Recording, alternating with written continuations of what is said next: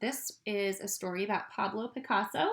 Most of you have heard about him since you go to Watsonville Charter School of the Arts and we learn about all the artists. This story is about his life when he was a little child. So it's called Pablito because I guess they called him Pablito instead of Pablo back then. Here's the first page. Pablito was a moody little boy. His moods changed as suddenly as the weather. Sometimes he was sunny and cheerful and loving.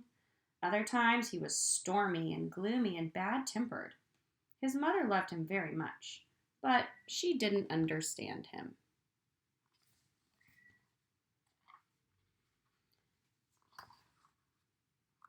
One thing she especially didn't understand was his feelings about things. Pablito very carefully collected such things as dry leaves, seashells, pebbles, peach pits, and cherry stalks.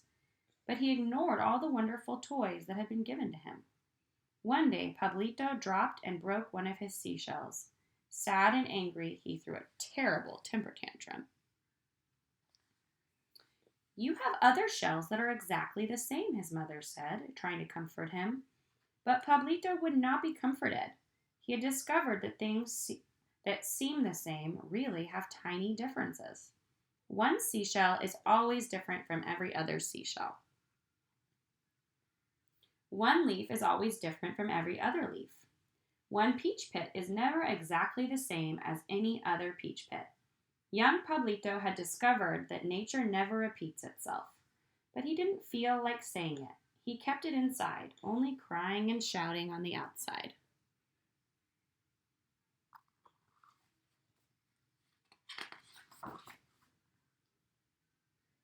Afterward, Pablito went to his room. He started to kick his toys furiously. His mother didn't understand. Why would Pablito want to destroy his toys? But Pablito didn't really want to destroy anything. He only wanted to change the everyday reality of those toys into something else. In Pablito's imagination, the wheels of his wagon were two big cat's eyes. The handles of his tricycle were the horns of a bull. If only he could remove them and put them on the head of his toy horse. What an interesting new creature he'd create. No, Pablito's mother did not understand him. No one did.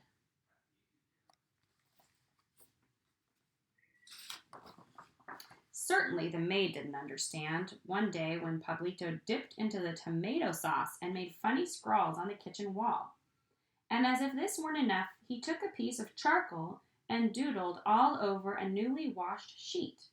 The angry maid had to work overtime to wash and clean up everything.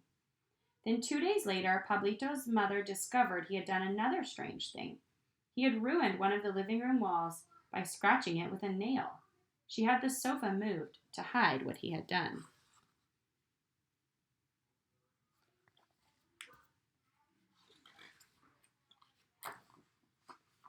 She wondered if she should talk to Pablito's father.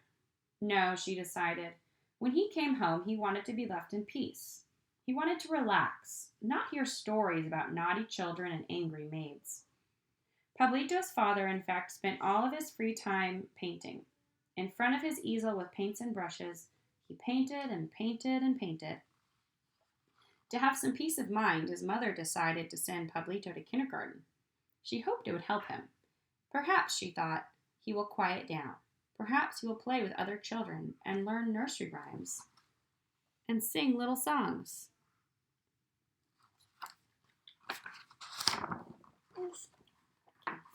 Read the next page.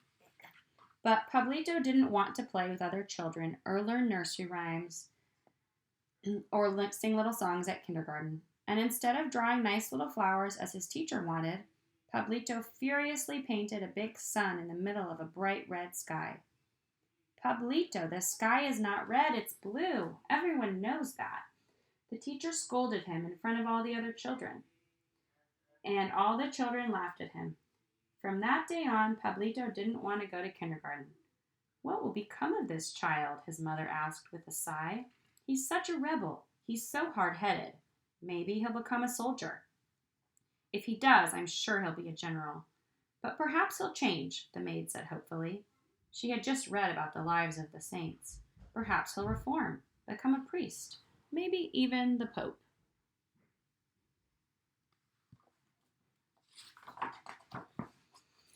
But one Sunday morning, while his mother was dressing for church, Pablito did something terrible. He painted his little sister with an egg yolk, making her into a funny-looking clown. He painted 2 large, round yellow spots on her cheeks, 2 yellow circles around her eyes, and a yellow spot on the end of her nose. He painted her hair in egg yolk, streaks, and her elegant, rose-colored Sunday dress in egg yolk stripes. His sister, in the beginning, accepted it all as a game, but when she looked at herself in the mirror and saw her yellow monster face and ruined Sunday dress, she burst into tears. Her mother, as soon as she found out, started crying too. She sobbed into a pretty lace handkerchief, and then she said, "Enough is enough. Pablito is going to hear from his father."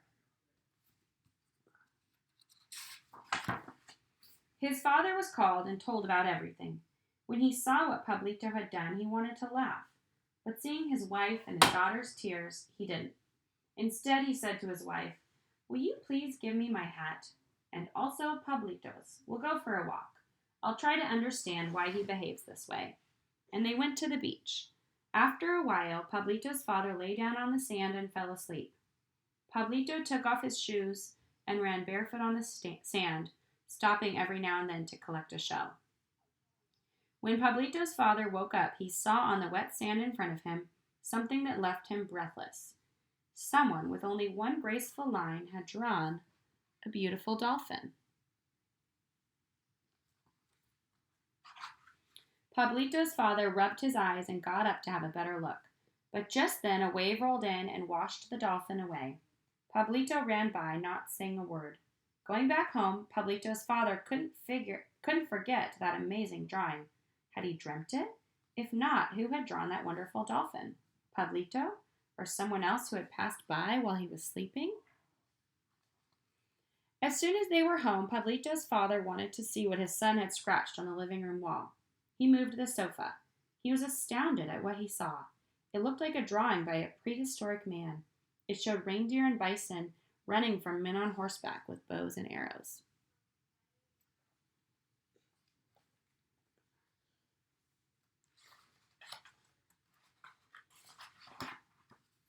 Pablito's father then took the boy into his studio.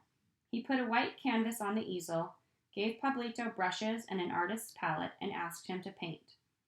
Pablito, first of all, painted a portrait of his sister. And he painted her wonderfully, dressed in her rose-colored Sunday dress with ribbons in her hair. Obviously, he wanted to be forgiven for the egg yolk episode. Then he painted trees, landscapes, horses. He painted lemons, doves, vases, and the moon. His father was amazed, and now he understood. Pablito had an extraordinary talent for drawing and painting. Lovingly, Pablito's father gave Pablito all his brushes, his box of paints, his easel and his palette, his canvases, his large white sheets of paper, his charcoal for doing sketches, his pencils, and his sketchbooks.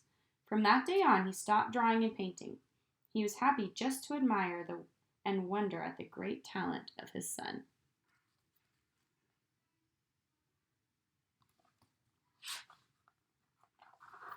When Pablito grew up, he continued to see the world in a special, imaginative way, and he shared what he saw in his many brilliant and exciting paintings. To the world, Pablito became known as Pablo Picasso. This is Pablito. One of the greatest and most original modern artists of modern times. Thanks for listening.